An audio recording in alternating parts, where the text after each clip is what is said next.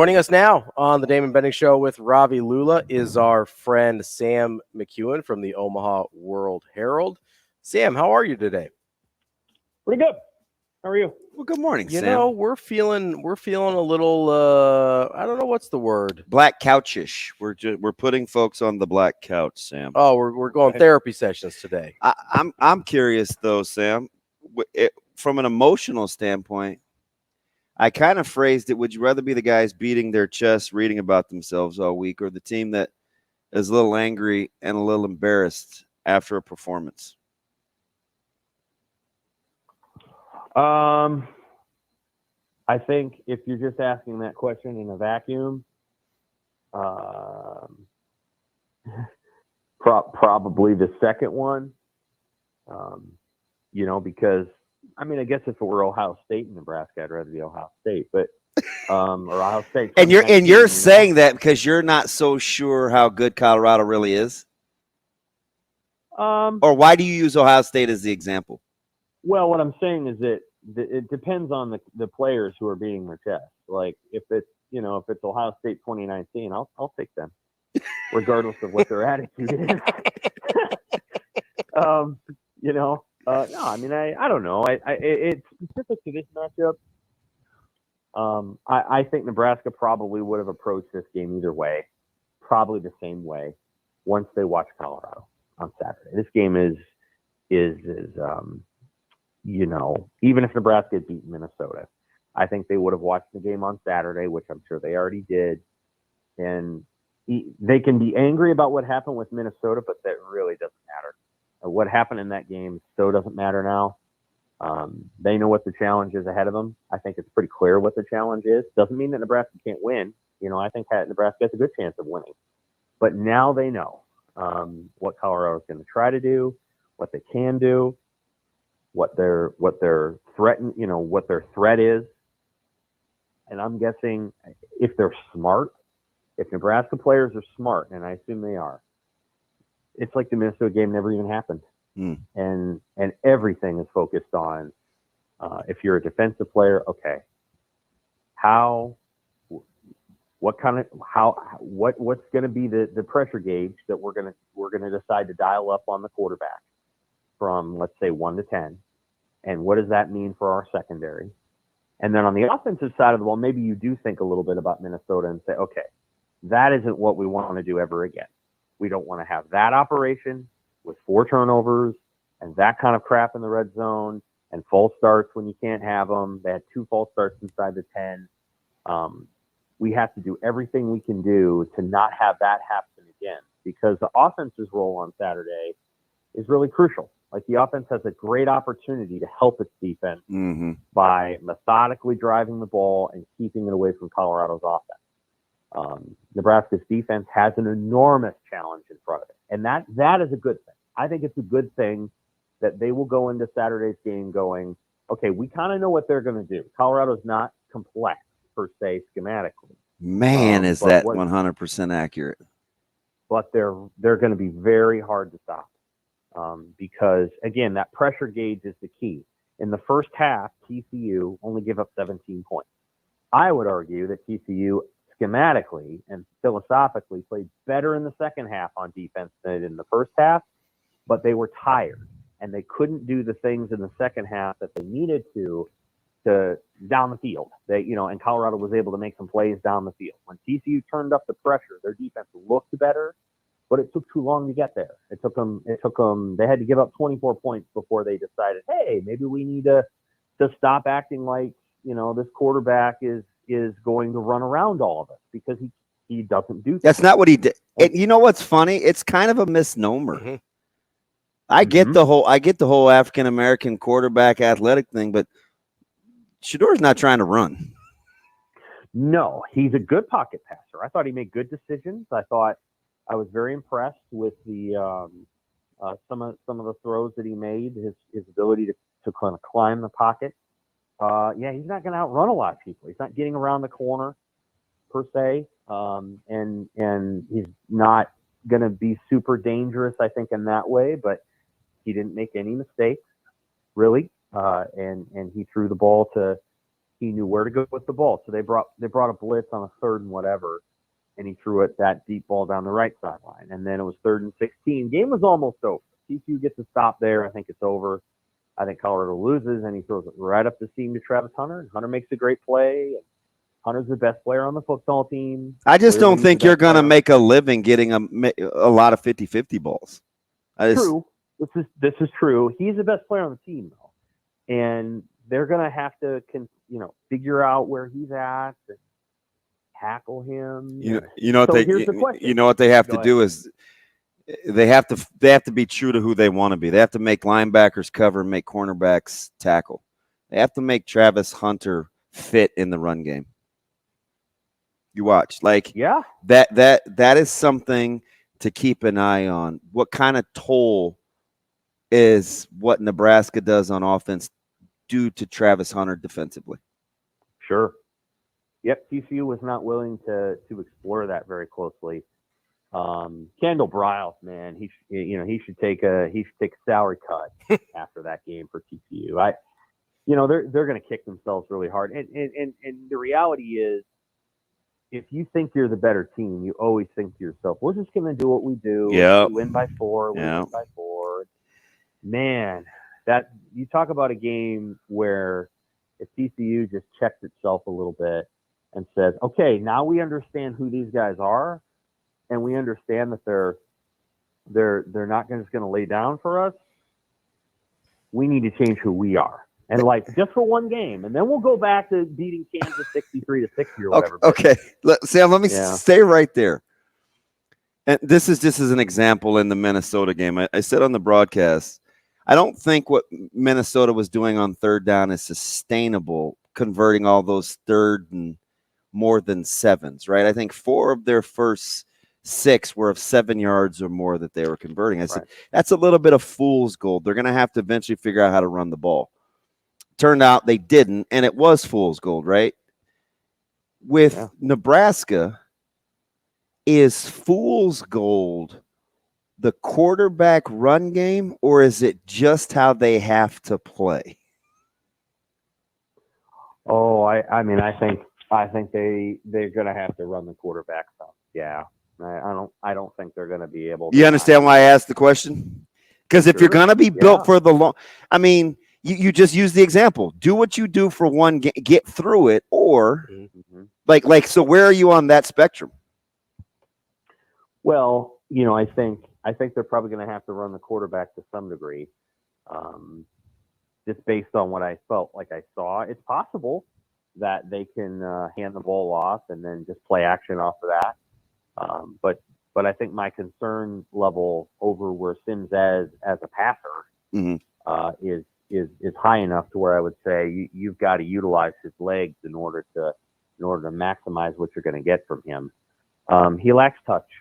Now, maybe that was a one-game thing, but the ball comes off awfully flat. Alex Bullock pulled one off the turf. ICC pulled one off the turf. The balls just come out low, and that's okay. Except when you're trying to throw the ball over the middle, you have to be able to layer it, so to speak, and he struggles with that. I mean, that's just a reality. And he's gonna have to find a way through it, and they're gonna have to throw the ball outside the number. Well, not of course outside the numbers, but outside the hash mark. They have to complete some passes too. They got to find a way to widen the field. Maybe they held back some of their screen plays, bubble screens or tunnel screens or whatever. Maybe they held back some of those. I'm almost just the opposite. I think if they want to control the second level backers, their intermediate passing game between the hashes has to improve. I don't know if they want him. Yeah. I don't know if they want the ball. They think that's in harm's way. But how else are you going to manipulate the second level unless you make them honor it? I mean, you see how fast Minnesota's linebackers got to fit in the run game? I agree with you that they need to hit more passes between the hashes, but that's going to be hard when somebody's throwing the ball on a second base to first base line. You have to throw the ball with a little bit more. I mean, he's 6'4", and he's throwing it like he's not that, and that's the area that has to, or you're going to have Thomas Fedoni as that target and not Billy Kemp. Like Billy Kemp is 5'9". You can't throw a 6'6" pass to a 5'9" guy. And so maybe that's Fedoni. Maybe that's somebody else over the middle. They've got to find a way to hit some taller receivers over the middle. Otherwise, I think you're asking Sims or just throw the ball when they're open, right? Like Or you don't have to throw a skinny on the backside post. You can throw a stick route to a wide or to a tight end, right? Like Sure. Yeah. you could have just thrown the ball to Borkacher on the end zone, in the end zone. Yes. Like why didn't he? So Sam, that's kind of my question. You know what's funny? We should have asked him. No, but, listen, I don't know why he didn't. He's reading the flat he's got to read number 2. The defender sank and he baited him into that throw. Like, so like if you break it down, yeah, Borkacher came open, but he is supposed to read the flat defender. So if you look, the defender's looking right at him. Mm-hmm. He falls off to take the corner route to the back of the end zone, as opposed to just throwing it to Borkacher. He thought when he saw the this is my opinion. Mm-hmm. I think when he saw the defender settle, he was thinking corner route the whole time. But look how he fell off to make that play. He came off his initial his defender came off the initial receiver and fell back into the corner route. That's what I think happened. I think that's fair. I also think the ball was thrown very flat. It was a flat ball. Yep, you're right. It was a flat ball. I don't know how you. I just don't. So when you're so you're going out. There's 8 seconds left, and he knows the play they're going to run, and the quarterback coach knows the play they're going to run. The offensive coach, the coordinator knows the play they're going to run. My assumption in that moment is they're like, listen, Nate Borkacher is 6'5" and whatever pounds. If he's even remotely open in the front of the end zone, throw it to him. Yeah. I'm not blaming Jeff Sims for anything. I'm saying that like somewhere along the way, that conversation got lost in translation. Mm. And one of the things I think when they broke the huddle, that was the intent, to be honest. Sure. I'm sure it was. But it just has to be really emphasized in that moment of like, the one thing you know is unless someone steps in front of him, he's going to be a large target right there. The other thing I would say, and I felt very strongly about this during the game, and I still do, is on the deep pass to Tommy Hill. And this is just my opinion. I've never played quarterback. I'm not a coach, all the rest. On the deep pass to Tommy Hill, I would rather that play was on the other side of the 50 so that the quarterback knows mentally, I'm throwing that into the end zone. I'm not throwing it to an indeterminate space before the end zone. I have to throw it all the way to the end zone. So there's no question about whether it's going to be overthrown, underthrown, because you're throwing it to a spot about 6 yards from the goalpost. See, right? that one was more, he made the mistake left to right than north and south. That ball had to stay along the near goalpost. Like, because, in those passing things, Sam, it's like throwing it down the hallway, right? Where his ball went to the far goalpost. On that skinny, it's got to stay near the near goalpost. If he throws it near the near goalpost, he can go get that. So not only was it far, it was to his right too, which increased increased the distance that he had to run. Cover, yeah. If you know what I mean, if it stays up the hash, that's his aiming point. I would believe. I bet you $1 to a dime. Like that thing's got to be along the near post. Do you know what I mean when I say that? Like the goalpost, that's where that ball's got to go. That's where that ball's got to go because you keep the backside safety out of it too. That makes sense. That was a big play in the game because they were right. They got the play they wanted. Again, there were just things within the context of the game that were concerning from a passing standpoint. There's guys open, but the ball's flat, or there's guys open, but the ball wasn't thrown in quite the right spot. In this offense that they're running, you've got to have, there's either got to be, I'm going to get the ball out, I'm going to get the 4 yards kind of throws, or you'd better be really accurate. And so I think they've got a lot to work on offense, but I think this week, they can run the ball against Colorado. So Me hopefully they can do that and not have to worry too much about, hey, how do we win this game throwing 32 passes? They may not have to worry about that. Especially with Colorado's front. Sam, I've been thinking a lot about this concept that I think the best playmakers for Nebraska tend to work the middle of the field, whether it's Borkacher, Fedoni, Kemp, even kind of in that slot spot, Bonner, Liebentritt, whoever. A lot of those guys that we like on offense are kind of middle of the field guys. Is that fair? Yeah. I mean, Marcus Washington may be the best receiver on the team. So yeah. Sure. God, I've said, man, I'm with. But a lot of the guys we like, I'm with you. They gotta play him now. I'm with you.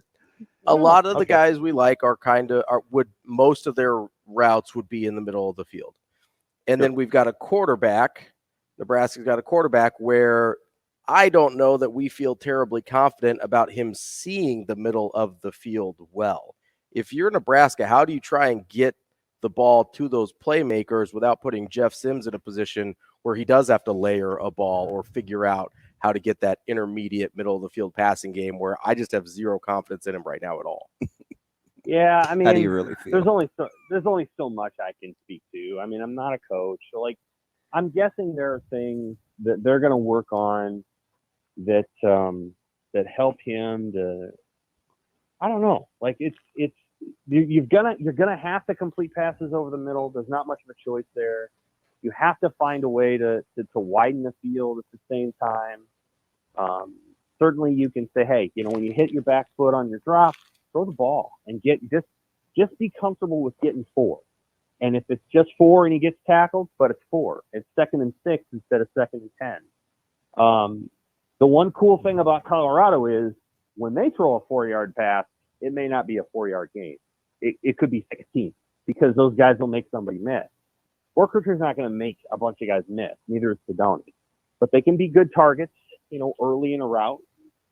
There's some things that they can try to accomplish there.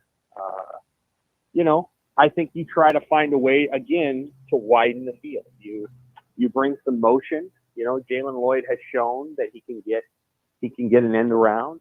Maybe you bring him around on something and you have a safety watching, and then you bring something over the middle. By the way, if Jalen Lloyd stays outside on that run, does he score? Yeah, he might house it. He may house that if he just kind of slices that thing to his right. He may crease that thing. So this is a freshman thing, I think. I'm not sure Jalen Lloyd realized that Nate Borkacher was fast enough to get outside and make that block. Yeah, because he cuts inside of it, and if Jalen just keeps on that track, let's say he's Alonzo Moore, right? Alonzo takes that all the way on the outside. He's about 2 inches from the sideline, but he runs all the way up the sideline, and he probably scores. Brandon Riley may do the same thing. I think Jalen Lloyd's just learning that. You don't know that the first time you make that play. And I think he cut it up, and he actually probably made a good decision based on what he saw. But I knew the play was based to go outside because that's what Borkacher went. The Borkacher goes to seal it, which means that the play is meant to go all the way to the edge, and next time he'll know that, and maybe he'll take it all the way to the edge, and it'll be a touchdown. Alonzo Moore scored a couple times on that. I think Mike Riley taught that play really well. That's interesting too. From having, go ahead. That's interesting too, because as a young guy, you're taught to, hey, just get vertical, right? Like the quickest way there is a straight line, and I think you're right in that. Just the inexperience in doing exactly what you're supposed to, because that's the safest thing.